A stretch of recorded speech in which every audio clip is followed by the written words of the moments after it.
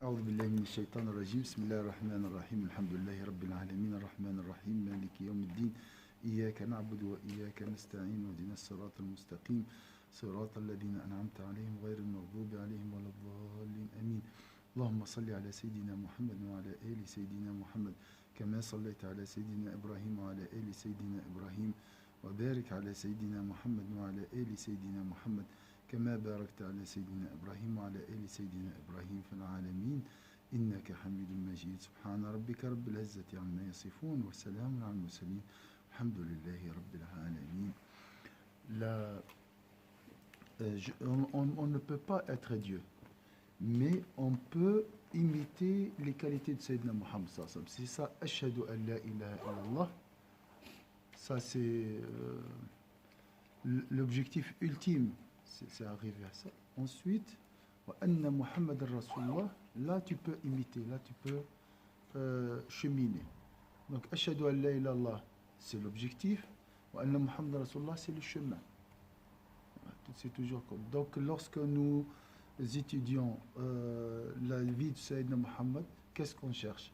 On cherche à s'en débarrasser de notre ego, de nos défauts et remplir par les qualités prophétiques, de qualités de Sayyidina Muhammad sallallahu alayhi wa sallam. Hein? Pour le rêve, c'est quoi? C'est que son entité soit notre entité. Ça, c'est en théorique, ça, on ne peut pas arriver à ça. Mais voilà l'objectif. La finalité. La finalité. La finalité de l'homme, c'est quoi sur cette terre?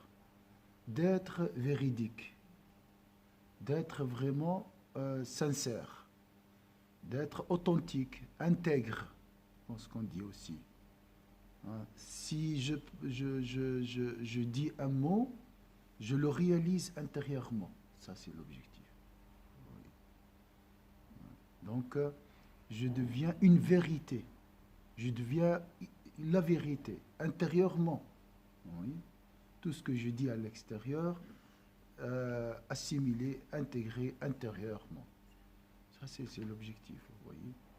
Parce que beaucoup de vérités, la vérité, on peut la prêcher, on peut la recommander. Mais la difficulté, elle est où? Comment vraiment la vivre? Vous voyez. Grâce à Sayyidina Muhammad, on peut intégrer cette vérité à l'intérieur.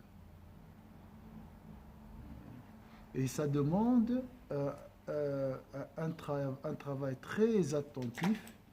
Il faut écouter la vérité, il faut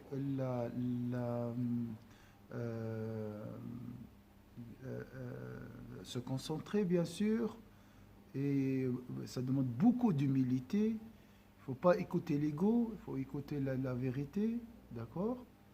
Et avec le temps, Inch'Allah, avec le dhikr, avec le rappel, nous retournons à notre nature originelle. C'est elle qui parlera. Maintenant, c'est qui parle à l'intérieur de nous? C'est les suggestions d'âme. Vous voyez? Elle m'a fait, il m'a fait, ça, il me manque ça, il me manque ça. C'est toujours l'âme qui voit. Extérieurement, je vois rien. Vous êtes, machallah, sereine, tranquille, tout ça. Vous voyez? Il y a cette, comme une marmite qui bouillonne à l'intérieur, mais l'extérieur, elle est calme. On veut maintenant arriver à un stade de cohérence entre l'extérieur, votre extérieur, vous êtes belle, machallah, bien habillée, tout ça, alhamdoulilah. On veut avoir la même chose à l'intérieur. Donc, c'est ça le travail de Sayyidina Muhammad. C'est lui qui guide à cette cohérence. C'est lui le droit chemin, la rectitude, la cohérence, c'est ou bien l'intégrité, je peux dire. Est-ce que c'est clair ici? Tu deviens vraiment une vérité, la vérité. Tu parles la vérité, tu vis la vérité. Il n'y a pas ce déchirement entre, comme on a vu avant.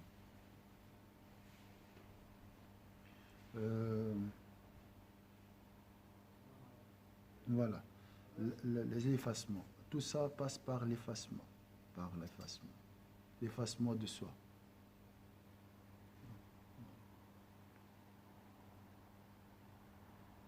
Parce que, subhanallah, comme on a dit, deux mondes à l'intérieur de nous-mêmes. Un monde parfait, un monde de valeurs, de principes, et un autre monde où il y a du tout. Il y a des valeurs mélangées avec des passions, avec des suggestions malignes, avec des suggestions... Ouais, oui. On veut vraiment faire le tri comme si et s'en débarrasser de tout ce qui est mauvais et garder tout ce qui est beau. Voilà, c'est ça le travail. Comme si je veux essayer de faire taire tout ce qui est mauvais en moi et laisser que la voie de bonté à agir, parler, à l'intérieur de moi et bien sûr à l'extérieur en même temps.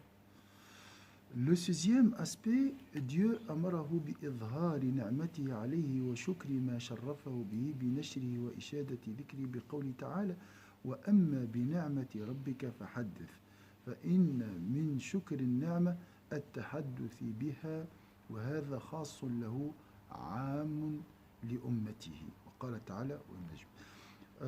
Dieu lui a donné de manifester ses bienfaits en sa faveur, de le louer pour ce dont il l'a honoré. Donc c'est Allah qui lui a honoré, qui l'a honoré par ses qualités qu'on a mentionnées, les cinq aspects. Ensuite, il lui a ordonné de manifester ses bienfaits, comme si ces qualités ou bien ces bienfaits appartiennent à Sayyidina Muhammad sallallahu alayhi wa sallam. De transmettre et de glorifier sa mention en disant « Quant aux bienfaits de ton Seigneur, raconte-les ». Et ça, c'est entre parenthèses, dans notre discours, on doit être positif. Même si intérieurement je suis négatif, tu essayes d'avoir un discours. Ça va? Allah, tout va bien. Tu es malade? Non, alhamdoulilah, même si je suis malade, j'essaye de résister toujours, de garder toujours, ne pas se plaindre. Ne pas se plaindre. Ah voilà, la Suisse, là, le travail, la vie. Non. Toujours raconte les bienfaits d'Allah. Ça, c'est très très important.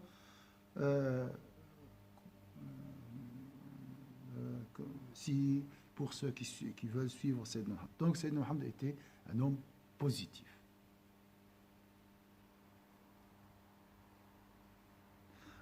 Car le fait de reconnaître les bienfaits consiste à les mentionner, ce qui est particulier au prophète sallallahu alayhi wa sallam et général pour sa communauté. واختلف المفسرون في قوله تعالى والنجم بأقاويل معروفة منها النجم على ظاهره ومنها القرآن. Par ailleurs, Dieu, qu'il soit exalté, a dit « Par l'étoile lorsqu'elle disparaît, votre compagnon n'est pas un égaré. » La sourate. Les exégètes ont divergé à propos de la parole divine par l'étoile, en adoptant des interprétations devenues notoires, comme celle affirmant que l'étoile ici est un astre ou celle considérant qu'il s'agit du Coran. On a vu. Et dans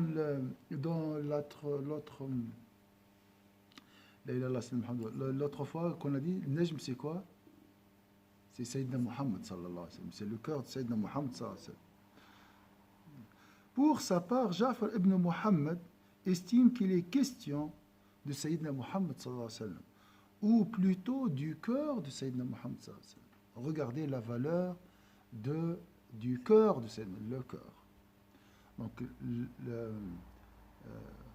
on veut faire des régimes des fois, comme j'ai dit l'autre fois. Il y a une sœur m'a envoyé un message, m'a dit comment faire, par exemple, le Ghazali, parce qu'il a une philosophie, mais pas une philosophie de régime, comment on dit, des règles alimentaires chez le Ghazali, bien sûr.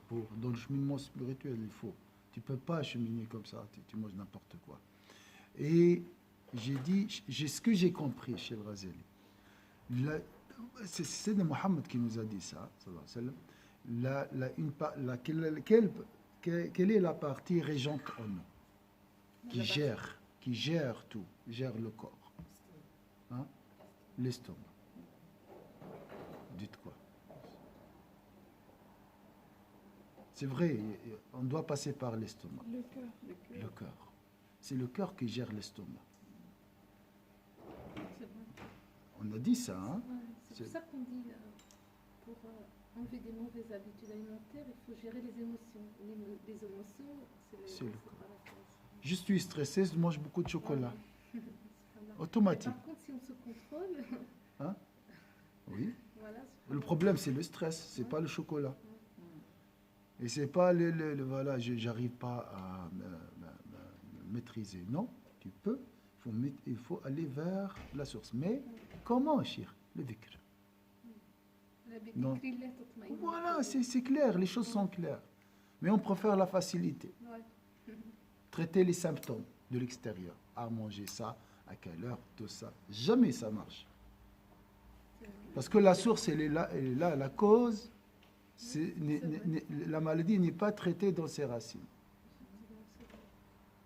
Donc, ce que vous voyez de problèmes maintenant de santé, tout ça, l'origine, c'est le cœur.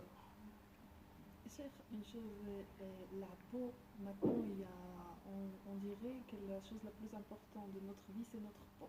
Ouais. Avant de dormir, il faut nettoyer. Quand on se réveille, il faut nettoyer. Au milieu de la journée, il faut nettoyer. Oui, Vraiment, il y a un marché juste de la peau incroyable.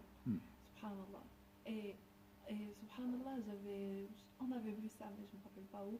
Je pense les litanies, que c'était quand tu fais le dhikr, il y a inversé. oui, Que inversé. voilà, la peau devient plus douce. Et même ton visage, il devient plus lumineux, tout Oui, ça. oui, Mais c'est réel, c'est réel. oui, totalement réel, subhanallah. Oui. T'as pas besoin de maquillage. Mais avant, les femmes utilisaient la prière de nuit pour se maquiller, pour avoir un visage lumineux, radieux. C'est vrai. Regardez quand tu fais dhikr dans ton visage, comment il devient. La peau devient douce aussi, c'est vrai. Donc, tout est lié au cœur. Mais vu que on ne veut pas la religion et on veut éloigner les gens du vrai remède, et pour garder aussi les fabriques et tout ça, le commerce, on essaye de toujours dire voilà la solution. La solution, elle est dans les médicaments, dans les traitements. Non, ça c'est un traitement, c'est un calmant. Ça peut calmer, mais il ne traite jamais la maladie. Ça calme, mais en même temps, c'est nocif pour le C'est nocif après, bien sûr, et il y a un autre travail, c'est des médicaments, c'est un peu. Ça, Moi, c'est- j'ai remarqué pour Salat al-Fajr, c'est subhanallah. oui, la salle On a de la meilleure mine, on a vraiment un visage illuminé, subhanallah. Exactement, tu as raison. Alors, on a des cures naturelles. Voilà, c'est Ça, on a un drop de la ouais. Ça c'est vrai, ça c'est vrai. Les remèdes sont de l'extérieur, c'est pas de l'extérieur, tout est à l'intérieur. Tout est en nous. Chaque souffle, Tout est autour de nous, dans le cœur. Donc soyez sensibles. C'est pour ça qu'Allah a donné serment par le cœur de Sayyidina Muhammad. Bien sûr. Alaykoum salam wa rahmatullahi wa barakatuh. On a parlé du cœur, l'importance, combien il est sensible. Attention, il ne faut pas le déranger. Il est il est facilement affecté. Il est facilement affecté par les péchés, hein, et corrompu. Donc même si on fait des péchés, il faut revenir vite. Il ne faut pas laisser les péchés se reproduire à l'intérieur du cœur, hein, comme des virus. Vous voyez? Voilà, hein? Donc, toujours il faut nettoyer. Et là, Sayyidina Ja'far ibn Muhammad, il a dit, pour sa part, Ja'far ibn Muhammad estime qu'il est question de Sayyidina Muhammad sallallahu alayhi wa sallam, ou plutôt du cœur de Sayyidina Muhammad sallallahu alayhi wa sallam. وقد قيل في قوله تعالى والسماء والطارق وما أدراك ما الطارق النجم الثاقب إن النجم هنا أيضا سيدنا محمد صلى الله عليه وسلم. As-Sulami a dit également sur la parole des mines, par le ciel et par l'astre nocturne. Hein? Comment pourrais-tu savoir ce qui est l'astre nocturne? C'est une étoile qui brille d'un vif éclat.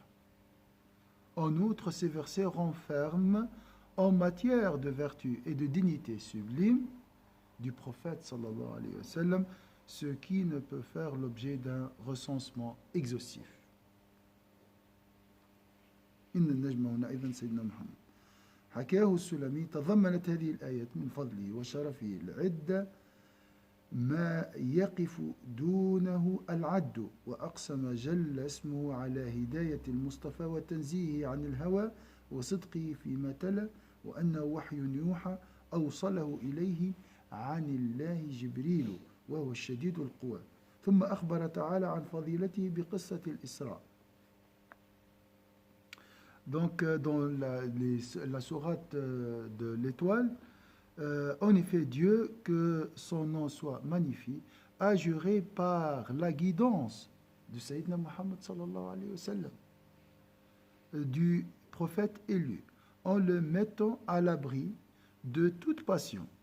C'est ça la question des passions, le cœur et les passions. Ça, c'est contradictoire, toujours. Il y a cette guerre entre les deux camps, en confirmant la véracité de ce qu'il récite. Vous vous rappelez de l'histoire de la patience chez l'imam Ghazali? On a parlé de ça. Il y a deux camps qui sont en guerre, je dis, souvent, ou bien fréquemment, en guerre constante, on peut dire. Parce qu'elle peut calmer cette guerre, malheureusement ou heureusement, je vais vous dire. Vous vous rappelez, vous vous souvenez de ça? La terre de la bataille de cette guerre, c'est où? Le cœur. Les deux camps? Mais pour la guerre de quoi? Pour la patience? Non. Oui, dans la patience. La patience, en réalité, c'est quoi? C'est qui peut me dire la réalité de la patience? C'est une guerre entre deux camps. Les passions, désir, tout ça, c'est les tentations. Le chef de ce parti, le diable, celui qui gère l'ego, il gère aussi. D'accord? Notre camp, l'esprit ou le cœur, la raison. On trouve ici les idées, les cours, l'invocation de Dieu comme armement, comme nourriture.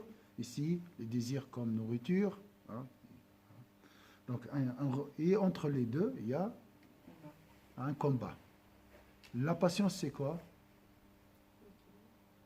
C'est la tenir cette passion à l'écart. Voilà, résistance du camp de la raison face au camp des passions. La guerre se déroule dans une terre. Le cœur. Le cœur. Donc, elle peut se calmer. La fin d'une guerre, c'est toujours, il y a quoi? Un gagnant et un perdant. Une victoire. Donc, prenons le cas où le camp des passions gagne. L'égarement. L'égarement, et dans ce cas-là, le cœur il s'endurcit. Le cœur est conquis, devient dur, scellé. On peut arriver à un cœur scellé. Ça, c'est le summum de la laideur. Dans ce cas-là, les anges, bien sûr, ici, il y a parmi les soldats de ce camp qui participent à cette guerre, c'est les anges. Ici, c'est les démons, les diables. Hein.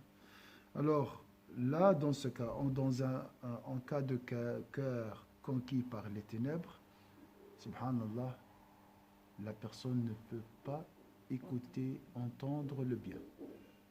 Le bien. N'importe quel bien, pas seulement le Coran. Ténébreux, un cœur conquis par les ténèbres. Ils ont dit les anges passent à côté, ne peuvent pas entrer. L'inverse aussi, c'est possible. C'est ce qu'on appelle l'âme apaisée, un cœur conquis par la lumière qui rejette le diable. Le diable ne peut pas lancer ses suggestions. C'est le cas de Sayyidina Muhammad sallallahu alayhi wa sallam. Même son diable s'est converti à l'islam. Donc ça, c'est une belle victoire, bien sûr, un cœur parfait.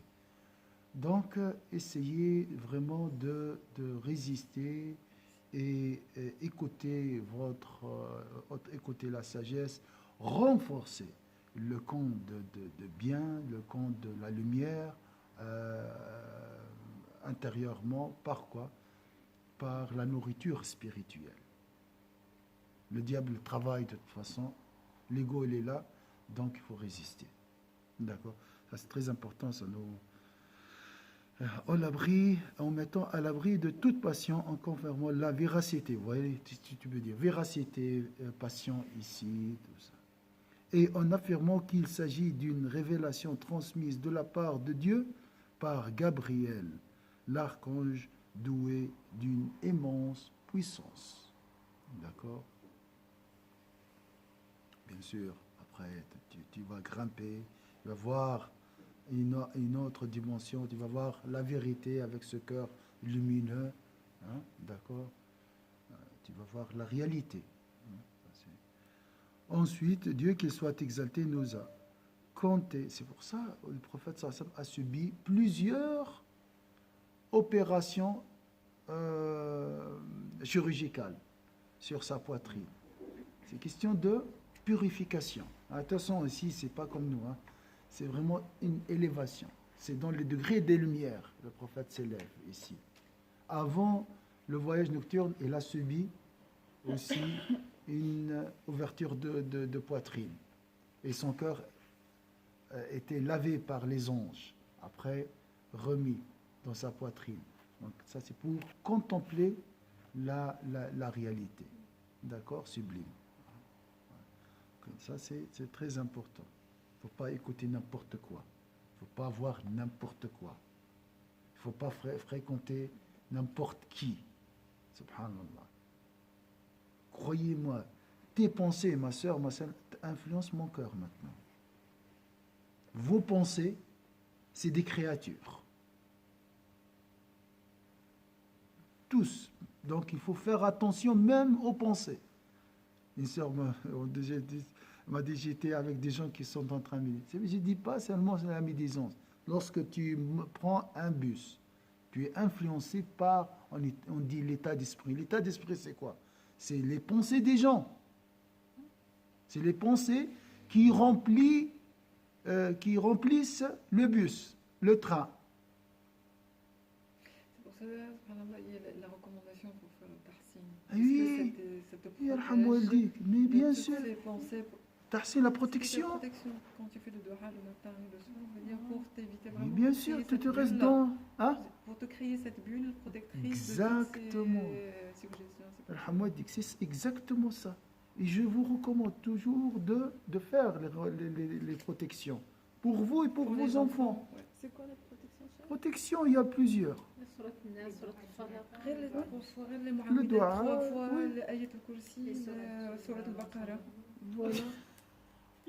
Non, début de surat al-Baqarah, le dernier. Les 6 أوائل وأواخر سورة البقرة, c'est pas beaucoup, c'est quelques ayats. Tu regardes sur Internet, protection, tu vas trouver plusieurs. Puis il y a une doha qui est très cool. Mais je vais te donner. Je te donne. Et ils vont te donner, il y a beaucoup. Mais l'essentiel, c'est Qul huwa Allahu ahad, 3 fois. 3 fois. Qul a'udhu bi rabbil falaq, 3 fois. Qul a'udhu bi rabbin nas, 3 fois. Ayat al-kursi. كلمات الله التامة Min sharri ma khalaq. Et ça suffit, Inch'Allah. Avec le Fatiha. Alhamdulillah. Mais ouais, Ya Rabbi alayka sawaka fi inna al-hamd. avec l'intention de se protéger. C'est ça le plus important. D'accord? Ça, c'est très important. Tahsin, protection. Husn, C'est-à-dire citadelle. vraiment, tu te Rabat. fais une sorte de protection pour te protéger contre toutes les suggestions malignes, les pensées, l'aïn, de tout ce qui peut venir de l'extérieur. Et la nuit, là, pareil, aussi par rapport à tout ce qui est créatures invisibles. C'est pour ça qu'on dit que مع المغرب سبحان الله oui. Nous, mes parents, ils disaient toujours ça que مع المغرب الشياطين كيدوروا يعني il faut Oui. toujours تحسنوا وليداتكم des choses comme ça. Oui, le monde visible et invisible. Voilà. Les deux. Oui. Mais on a Ce qui beaucoup va de... faire, c'est que, malheureusement, par exemple au Maroc, c'est moi ce que j'ai vu, c'est qu'on parle de ça que dans les choses mauvaises. Yani, par exemple, on dit ils vont te faire la haine, Oui, parce que toi oui. t'es manach, non, et ils font ça. Oui. Donc moi j'ai toujours, ça m'a, je dis Allah il est là, tu vois, j'aime pas par la forme dans laquelle ils m'ont présenté. Oui, oui. Mais Allah a mis à notre disposition des outils pour se protéger, comme les médicaments pour se protéger contre la Mais grippe. chez nous, tu trouves chez nous, en fait, il y a un mariage mixte, tout va bien. Elle est mariée, avant de sortir à ce mariage où il y a que des choses qui ne sont pas pour Allah, ça c'est Oui, clair. après on cherche. On fait ça, le coursi, après tu sors à la fête. Ouais. Donc tu vois Ouais, ça, tu dis subhanallah. oui, bien sûr. Alors, ça aide bien sûr, mais le plus important, c'est vraiment ne pas dévorer, ne pas consommer des pensées négatives. Attention à ton cœur, de toute façon. Il est vite affecté, facilement affecté.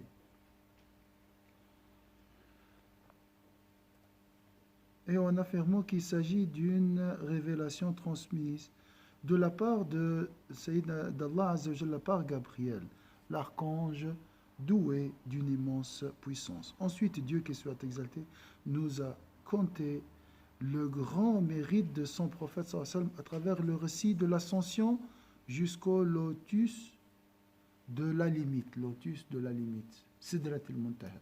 Et ça vous donne une idée sur la grandeur de Sayyidina Muhammad sallallahu alayhi wa sallam, le degré de Sayyidina Muhammad sallallahu alayhi wa sallam.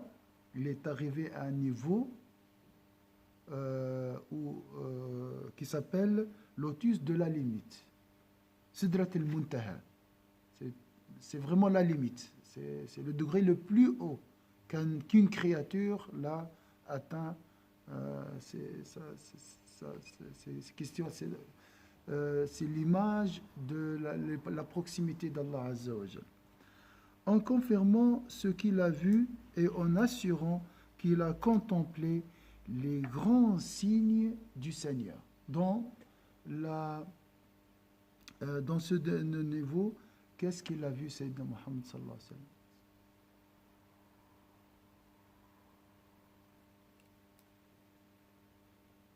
Et tout ce qu'il a vu était confirmé par Allah Azza wa Jalla. Oui, certes, il a vu ça.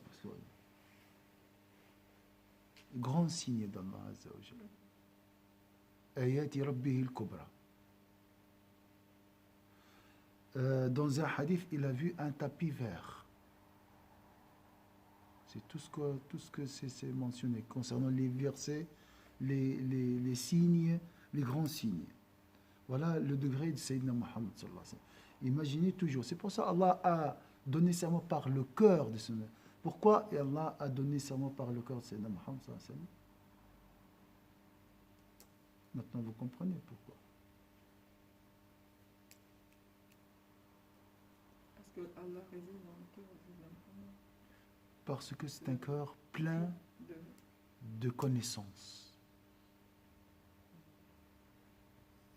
C'est un cœur qui a contemplé les grands signes d'Allah Azza wa Jalla. Lorsque tu entends cette information, qu'est-ce que tu ressens? Tu ressens quoi? Sayyidina Muhammad sallallahu alayhi wa sallam, son cœur est rempli par les connaissances sublimes. Il a vu des signes. Il a son cœur, bien sûr, le corps, bien sûr, hein, les deux sont. Est arrivé à la limite qu'un homme, à la limite de la proximité, le degré le plus haut de la proximité d'Allah, dans la proximité d'Allah. Qu'est-ce que tu ressens intérieurement? Inspiration. Yarham waldik. Tu veux arriver à ce. Alaykoum salam. Oui.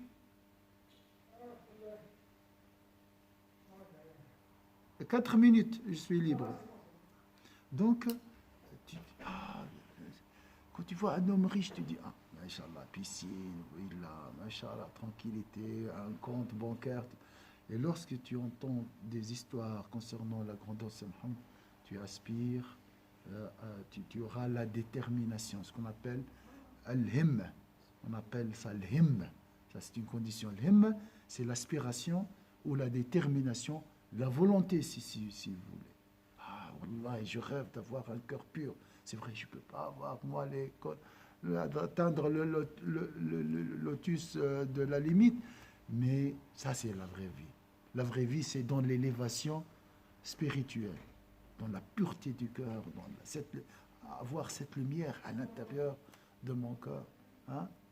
Dissiper la tristesse, les ténèbres qui me bloquent, qui m'empêchent de vivre paisiblement. Vous êtes d'accord sur ça, c'est rien. Voilà. Hein, l'importance de la connaissance de Sayyidina Muhammad, c'est le modèle qu'on donne. Modèle dans tous les domaines. Le modèle de connaissance et tout. L'élévation. En confirmant qu'il a vu et en assurant qu'il a contemplé les grands. Ce sont autant de choses qu'il a confirmées également au début de la sourate Al-Isra, le voyage nocturne, comme ce qu'il a révélé au prophète sallallahu en matière de toute puissance divine et ce qu'il a contemplé des merveilles du monde suprasensibles ne peuvent être traduits par aucune expression. Ayati Rabbihil Kubra, c'est tout. On ne peut pas vous dire plus. Les grands signes de son Seigneur. Aucune expression est supportée par les entendements. Donc on ne peut pas vraiment expliquer ces grands signes et on n'arrive pas aussi à tout comprendre. Dieu, qu'il soit exalté, a utilisé l'allusion et l'allégorie marquant la considération de certains en disant « Il révéla à son Seigneur ce qu'il lui révéla. » Il révéla à son Seigneur ce qu'il lui révéla. Comme si c'est une connaissance entre le prophète qui est resté réservé ou bien gardé, c'est un secret entre la majesté d'Allah Azza wa Jalla et Sayyidina Muhammad sallallahu alayhi wa sallam. Ce qu'il lui révéla.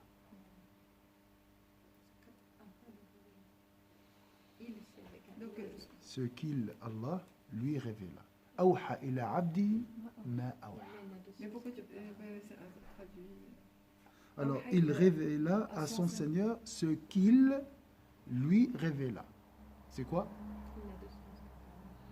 On ne sait pas. Il a awha ila abdihi ma awha. Ma Mais awha.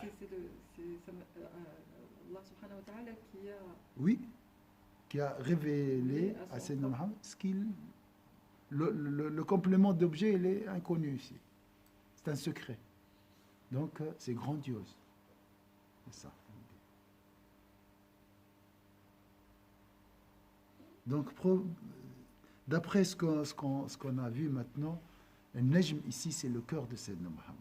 Parce qu'on parle de la connaissance de Sayyidina Muhammad. C'est une connaissance réservée à Sayyidina Muhammad. Il n'y a personne qui a atteint ce degré de connaissance.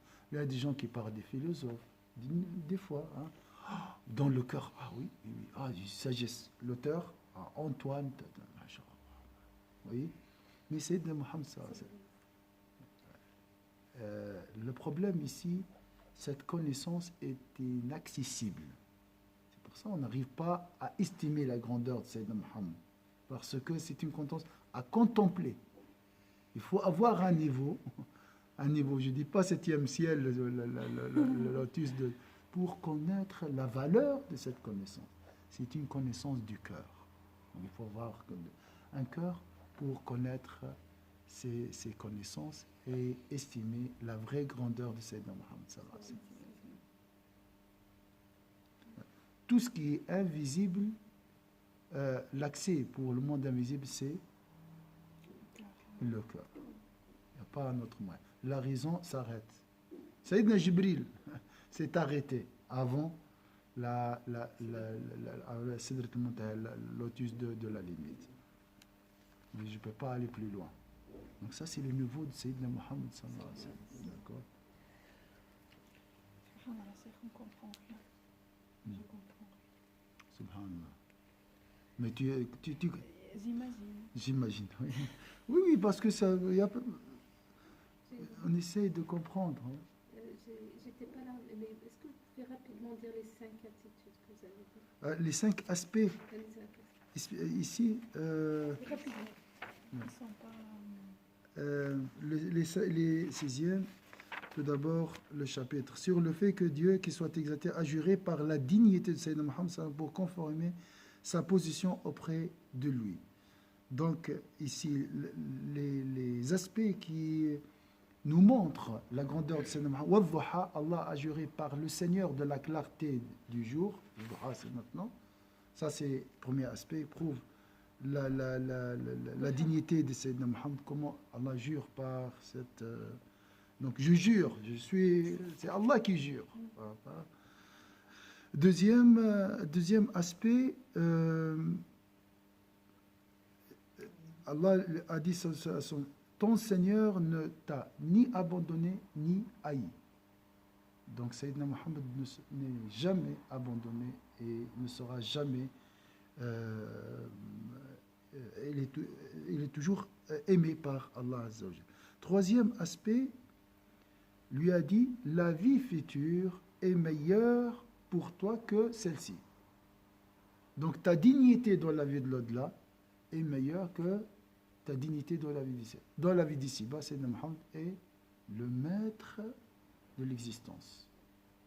Il a dit, je suis le maître sans orgueil, sans gloire, je suis le maître des créatures, des fils d'Adam. Alors imaginez sa place, sa dignité dans la vie de l'au-delà, on a dit, et les ulama, ils ont dit, Allah lui a réservé deux choses dans la vie de l'au-delà, l'intercession et la station élogieuse. Ça, c'est le maqam al-mahmoud. Ça aussi, c'est réservé à Sayyidina Muhammad sallallahu alayhi wa sallam. Quatrième aspect, ton Seigneur te comblera bientôt et tu seras satisfait.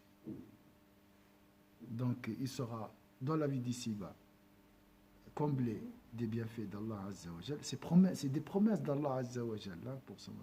Et la satisfaction dans la vie de l'au-delà. Et on a dit, c'est quoi la satisfaction dans la vie de l'au-delà, Assia? Que toute la Ummah de Muhammad soit au paradis. Avant d'entrer au paradis, il attendra le dernier pécheur pour intercéder en sa faveur et le sauver de l'enfer. Il sera satisfait lorsque toute sa Ummah entrera au paradis. Ça, c'est la satisfaction du Sayyidina Muhammad sallallahu alayhi wa sallam. Cinquième aspect, il porte donc les trois choses. La guidance, il était guidé, la richesse physique, matérielle et spirituelle, et la protection de Sayyidina Muhammad. Il était orphelin. Allah lui a donné quelqu'un, son oncle qui l'a parmi. Donc, autre version, Sayyidina Muhammad guide. Sayyidina Muhammad est une source de richesse spirituelle et matérielle. Quand je dis la prière sur Sayyidina Muhammad dissipe les dettes, paye les dettes, on a dit. Et troisième chose,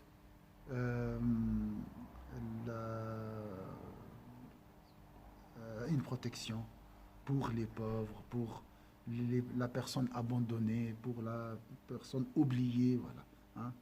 Comme on a parlé des orphelins. Aujourd'hui, on a parlé aussi lui a octroyé tous ses bienfaits. Ensuite, il a dit manifeste ses bienfaits. Voilà les six. Surat al-Duha parle beaucoup de Sayyidina Muhammad sallallahu alayhi wa sallam. Oui, juste Surat al-Duha était révélée à Sayyidina Muhammad alors qu'il était sallallahu alayhi wa sallam dans une tristesse profonde.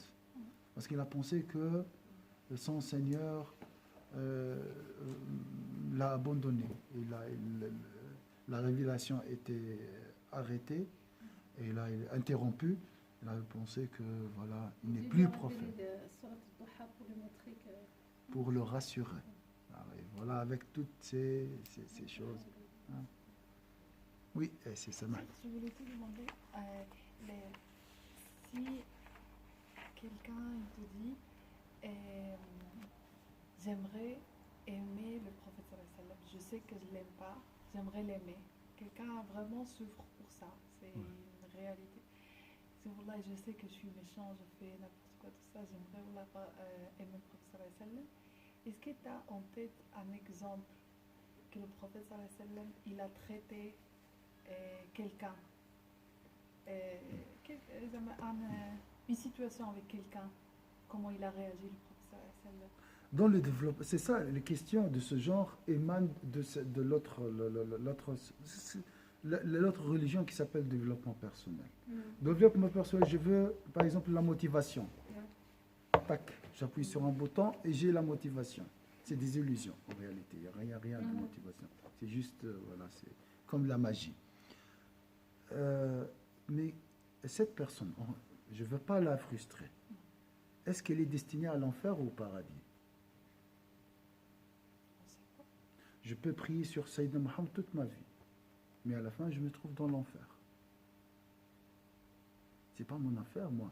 Ni le paradis, ni l'amour de Sayyidina Mohammed, ni l'apaisement du cœur. Tout ça, ça ne m'intéresse pas, ça. Moi, mon rôle, c'est quoi? Se me conformer au commandement d'Allah. Allah m'a demandé de prier sur Sayyidina Mohammed, de faire le cours. Au revoir, j'ai fait ma mission. C'est-à-dire la décision finale revient en bas. Mais bien sûr, qu'est-ce qu'on décide? Et en plus, le cœur n'est pas entre mes mains. Ces gens-là, ils ne vont pas continuer. Ceux qui posent des questions, je veux aimer là pour le prophète, ça, il ne va pas continuer. Parce qu'il va attendre. Il adore pour un intérêt, qui est l'amour du prophète, sallallahu alayhi wa sallam. C'est Allah qui décide. C'est Allah qui décide. Peut-être si je suis destiné à l'enfer, supposons, et Allah me voit, machallah, constamment en train de faire semblant, voilà, j'essaye de faire de mon mieux. Hein. Un élève qui, je m'excuse, bête, mais quand même il fait un effort pour réussir l'année. Subhanallah, la commission à la fin dit ça, il a fait un effort. C'est comme ça avec Allah Azza wa Jal. La destinée, le futur, l'avenir entre la main d'Allah Azza wa Jal. Donc, il ne faut pas chercher l'amour du prophète sallallahu alayhi wa sallam. C'est Allah qui donne l'amour. D'accord? Ou cet homme, ou bien ces gens qui cherchent comme ça, tout ça, peut-être à la fin, le diable peut jouer avec eux. Ah, maintenant tu as l'amour de Dieu. Machallah, tu as atteint la sainteté. C'est très, très, très dangereux cette question. La bonne question, qu'est-ce que je dois faire pour aimer Sayyidina Mohammed? Ça, c'est très bien. On a le bien et le mal, et voilà. Parce que chercher tout ce qui est sentimental risque d'être la marchandise de l'ego. Attention. Tout ce qui est sentimental, émotionnel. Arrêtez, c'est du cirque, ça. Tu travailles. Et Inch'Allah. Moi, je suis un serviteur. J'adore Dieu, je me confirme.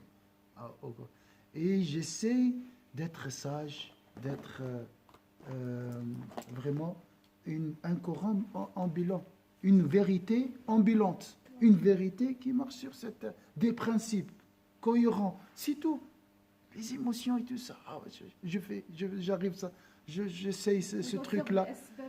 Oui, ben, ces gens, ils ne vont pas s'en sortir des techniques, ils vont essayer ça 1000 fois, prière sur après, faire 500, après. Non, ça ne s'arrête jamais. Prie sur Sayyidina Mohammed sallallahu alayhi wa sallam. Fais ta prière à l'heure, ça c'est la condition. La prière sur Sayyidina Mohammed n'est jamais efficace avant l'accomplissement régulier de la prière à l'heure. La prière à l'heure, et tu essaies de faire, Inch'Allah, de tomber au niveau de la concentration. Après, prier beaucoup sur Sayyidina Mohammed sallallahu alayhi wa sallam, et bien sûr, étudier, lire, pense au prophète sallallahu alayhi wa sallam. C'est tout. Wallah, je peux être, masha'Allah, parmi les... J'aime beaucoup Sayyidina Mohammed. Et au dernier, je peux trouver l'amour. Et après, qu'est-ce que je vais faire avec cet amour? Je vais faire quoi avec cet amour? Imaginez maintenant, j'ai l'amour du prophète. Vivre avec. Hein? Il faut vivre avec l'amour du prophète. C'est notre cheminement, c'est notre bonheur, c'est tout en fait. Et après? C'est bon, je suis arrivée. Mais je pense que c'est pas, non, on n'est pas une quête en soi. finalement. C'est pas un objectif. C'est pas, comme tu as dit, on peut pas faire ça c'est pas par intérêt. Non. Et l'islam, c'est se soumettre. C'est se soumettre au décret de Dieu. Après, je vais continuer à invoquer Dieu. Donc, il faut invoquer Dieu constamment. Bonjour. Oui, oui. J'ai rendez-vous avec M. Mohamed. Oui, c'est moi. Ah, d'accord, on vous attend. D'accord, oui. Voilà. Donc, je dois continuer. Je travaille pour avoir l'amour et une fois je l'ai, je vais continuer à invoquer pour le préserver. Alors, il faut toujours travailler et faire l'effort. Ce qui est drôle, c'est qu'il y a plusieurs ayats, par exemple, أدعوا لي أستجب لكم وما تشاءون إلا أن يشاء الله رب العالمين. يعني en fin de compte, on a besoin, mais en même temps, on peut demander, mais ce sera que ce que Dieu voudra. Oui, de toute façon. Mais il y a des gens qui cherchent, il y a beaucoup de gens qui parlent de ça. Et derrière, peut-être ils attendent un rêve, ou ils voient le prophète. Voilà, tu aimes le prophète, ça, le diable va lui confirmer. C'est bon. Toi, tu n'es pas comme les autres, orgueil, c'est fini déjà. Tu peux voir même dans les cœurs des autres devenir saints. Donc tout ça, c'est vraiment ce qu'on appelle l'associationnisme des intérêts. Shirku al-aghradi. Ça, c'est une forme d'associationnisme. On attend un intérêt. Non. Notre objectif, c'est adorer Allah. Et tu aimes Allah et le prophète, pourquoi? Le prophète, parce qu'il te guide vers Allah Azza wa Jalla. C'est tout.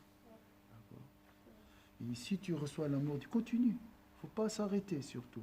Un amour, alors, surtout, si tu reçois un amour qui freine ton cheminement vers Allah, alors ça, c'est une ruse de diable.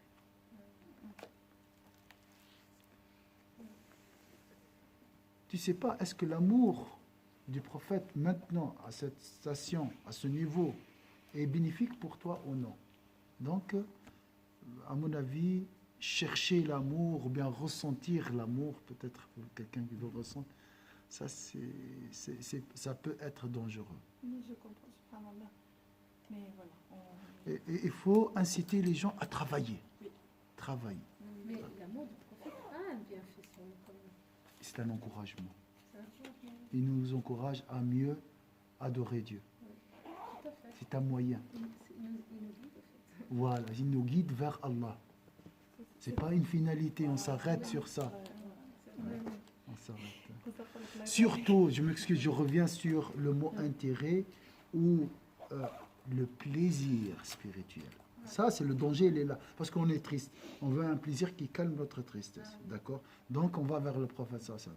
On va vers le prophète sallallahu pour satisfaire satisfaire un besoin. Donc, c'est un intérêt. Attention à ça. Mais cher, est-ce que finalement l'amour du prophète sallallahu alayhi wa sallam, c'est vraiment se confirmer à marcher sur ses pas et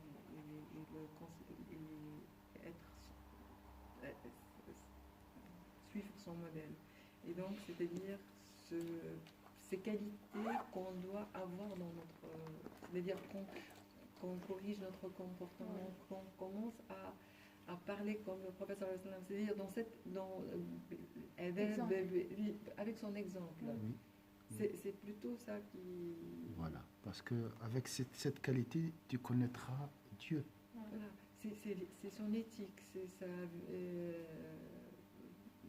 c'était un être véridique. Donc voilà, essayer d'avoir vraiment ces qualités et puis dans notre comportement de tous les jours, surtout imiter le cœur de Sayyidina Muhammad, l'état d'esprit de Sayyidina Muhammad.